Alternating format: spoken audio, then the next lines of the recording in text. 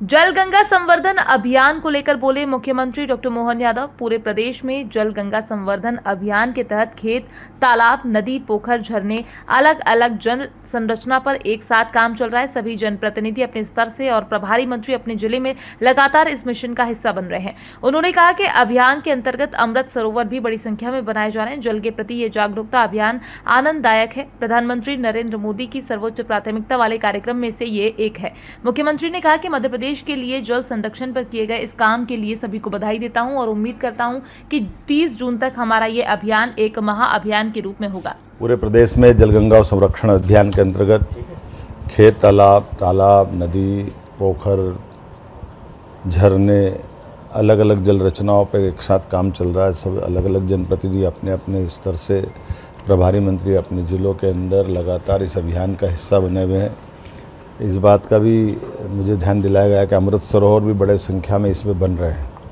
जल के प्रति ये जागरूकता का अभियान सच में आनंददायी है। यशस्वी प्रधानमंत्री के सर्वोच्च प्राथमिकता वाले कार्यक्रम में से है। मेरी अपनी ओर से भी मध्य प्रदेश के लिए जल संरक्षण को लेकर ये किए जाने काम की मैं सबको बधाई भी देता हूँ और उम्मीद करता हूँ कि 30 जून तक हमारा ये अभियान एक बड़ा महाअभियान के नाते से फलीभूत होगा। इसी के साथ साथ हम कई और मोर्चों पे काम कर रहे हैं। हमारे द्वारा प्रयास किया जा रहा है कि आने वाले अगली कैबिनेट तक ट्रांसफ़र पॉलिसी पे भी हम कुछ काम करें।